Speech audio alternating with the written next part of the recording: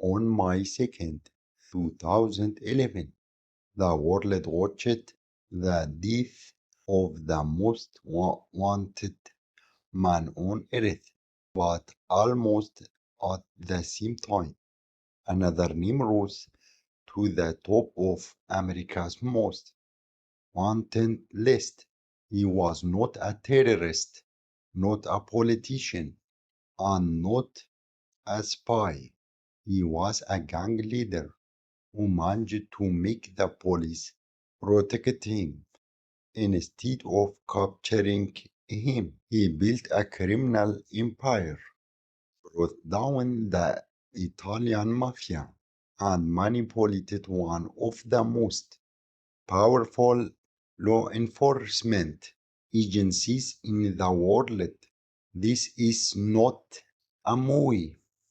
It's one of the most shocking true crime cases in American history. Welcome to Final Trees. Here we don't tell stories the way they are usually told. We trace the details that changed everything. True stories, mysterious events, and facts that unforgettable mark. Let's begin.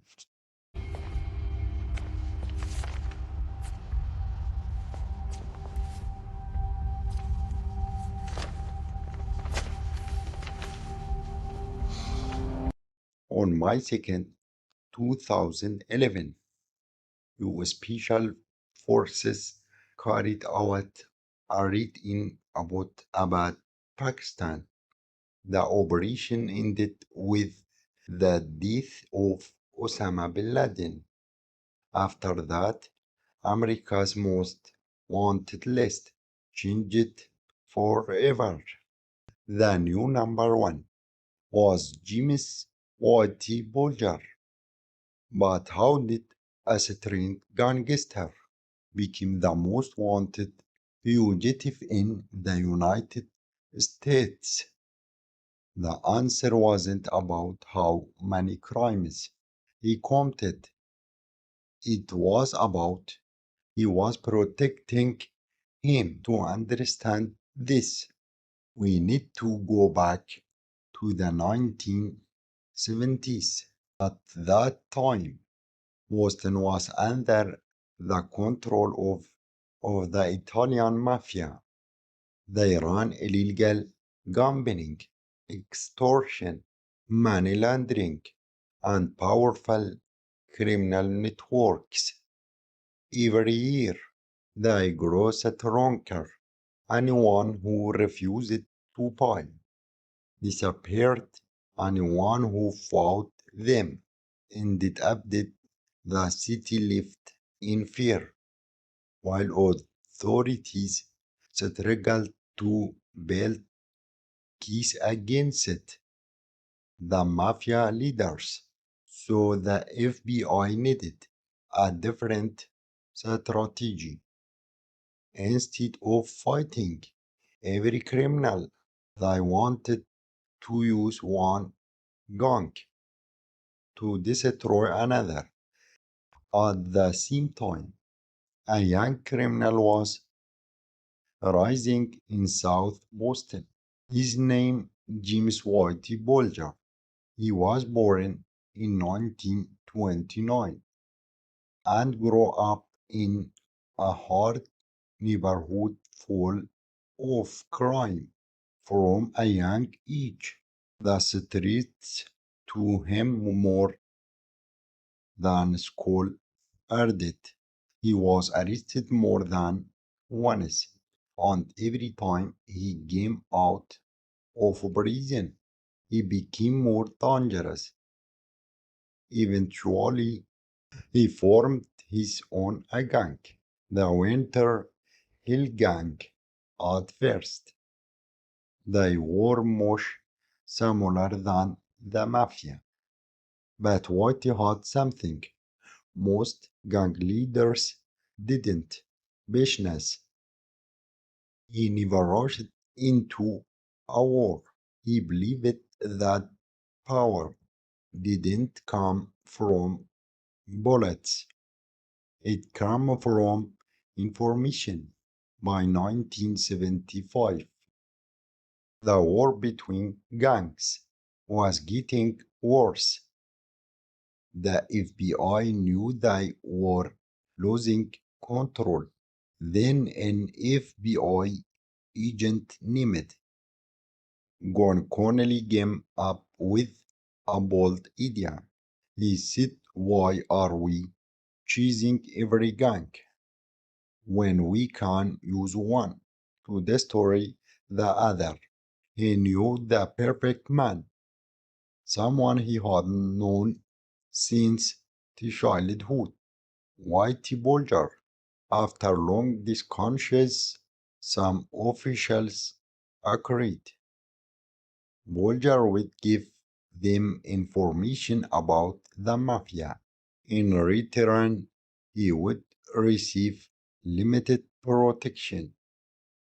It sounded like a temporary deal, but no one realized it would become one of the biggest corruption scandals in American history.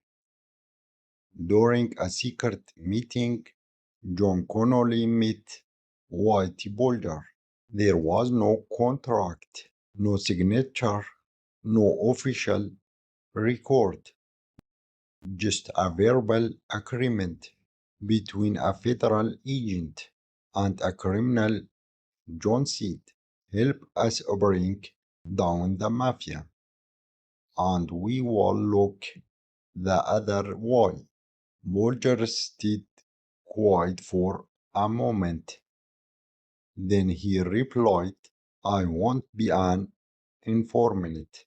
I will only cooperate when it benefits me." John agreed. And from that day, one of the most dangerous games in American criminal history began. At first, it looked like a huge victory for the FBI. The information Whitey Bulger was giving them was incredibly accurate. Meeting locations, leaders' names, secret plans, everything. Soon the FBI published wiretaps inside mafia meetings. The recordings revealed extortion, money laundering, illegal loans, murders, and organized crime operations. Within a few years, some of the most powerful Italian mafia bosses were arrested and sentenced to long prison terms. To the public, it seemed like Boston had finally won the war against organized crime.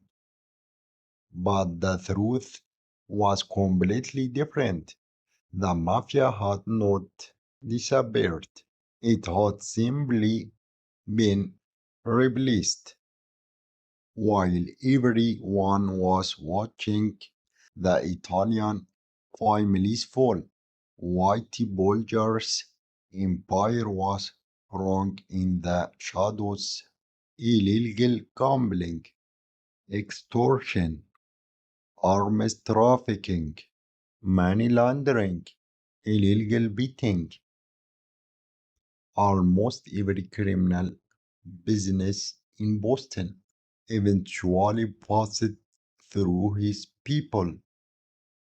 Within a few years, Whitey Bulger was no longer just a gang leader.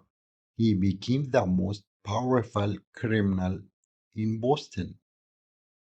Meanwhile, John Connolly became a star inside the FBI.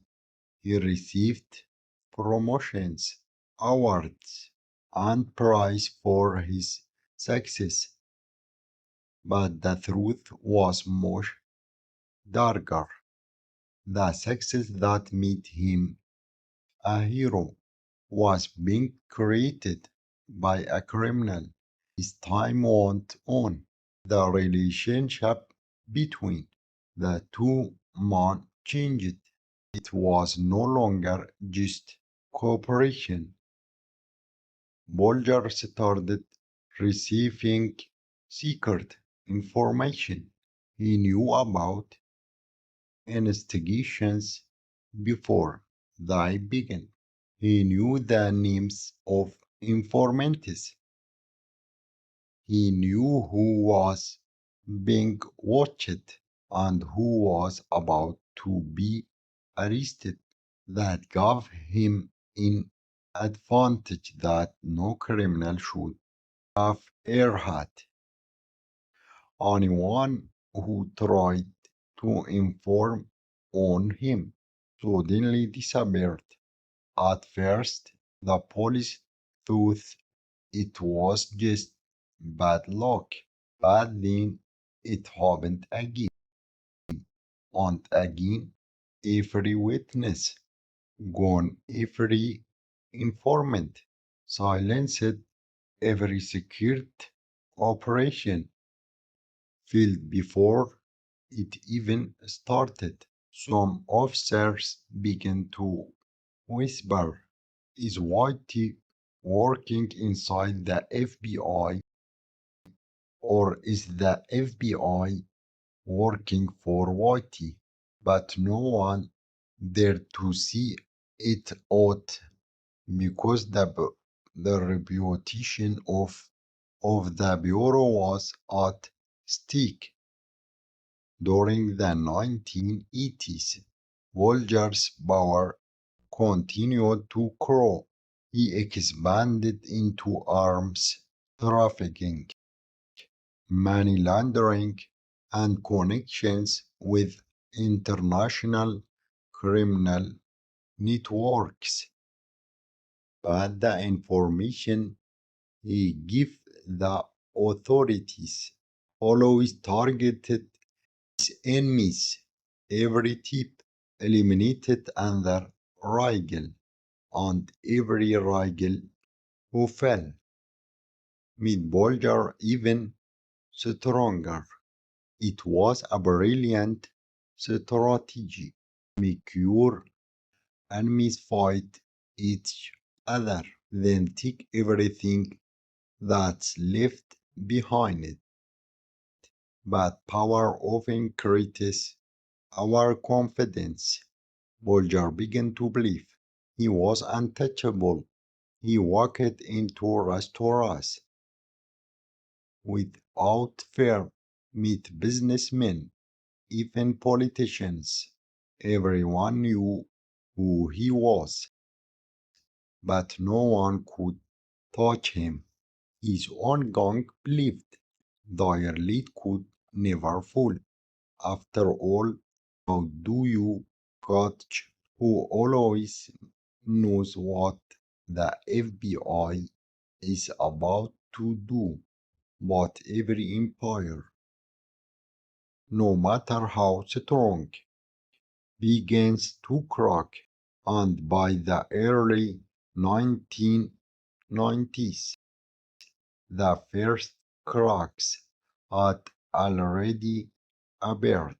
Honest investigators started noticing something was wrong.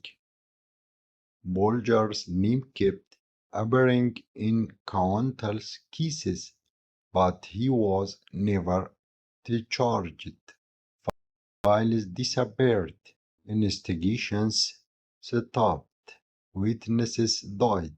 It became obvious someone inside the system was protecting, and that was the beginning of one of the most explosive secret investigations in American history.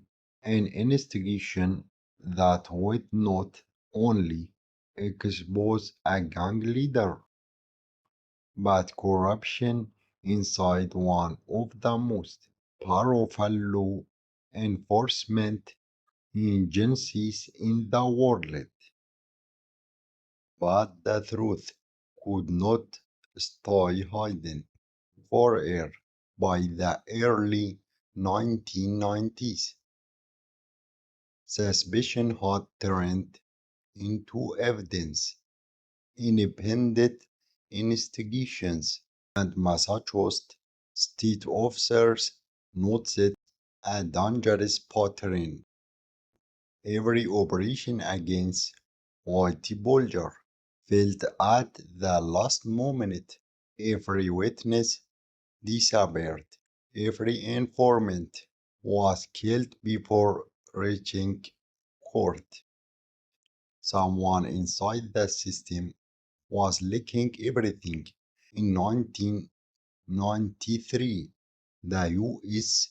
Department of Justice secretly launched an investigation outside the Boston FBI office. They feared corruption inside the bureau itself. As the months passed, the picture became clear. The investigation revealed that John Connolly was no longer just a federal agent. He was taking bribes, leaking confidential information, and protecting the most dangerous criminal in Boston. Even John Morse, another senior FBI official, later admitted that he knew about part of what was happening, but chose to remain silent. By late 1994, Bulger's arrest was only a matter of time, but just hours before the warrant was executed, he received a warning. It was short and simple. Run. They are coming. On December 23rd, 1994, Whitey Bulger finished. When the FBI arrived at his house, they found nothing. No money, no documents, no trace. It was as if he had vanished into thin air. One of the longest manhunts in American history had begun. For 16 years, his face was on airports, harbors, television, and most wanted posters. The reward kept growing, but no one could find him. Most people believed he had escaped to Europe or South America, but the truth was even more shocking. He never left the United States, living under a false identity with his partner Catherine Greig. He paid cash for everything. He used credit cards, near trusted mobile phones. He knew exactly how the FBI thought because they had taught him for more than 20 years. Then in 2011, the FBI changed its strategy. Instead of looking for Bollinger, they focused on Catherine. They released a campaign showing her face and mentioning small personal details that a neighbor might recognize. It worked. A woman called the FBI, and on June 22nd, 2011, agents raided a small apartment in Santa Monica, California. Inside, they finally found the man they had been hunting for 16 years. He was 81 years old, hiding more than $800,000 in cash and dozens of weapons hidden inside the walls. He was arrested without resistance in 2013. His trial began. He faced multiple charges: extortion, money laundering, weapon trafficking, and involvement in numerous murders. In August 2013, the verdict was announced: two life sentences plus 5 more years. But even that was not the end. In October 2018, he was transferred to a high security prison in West Virginia. Less than 24 hours later, he was found dead inside his cell. He was 89 years old. Investigators believed believed that he was attacked by other inmates who viewed him as a traitor for working with the authorities, and that was how it all ended.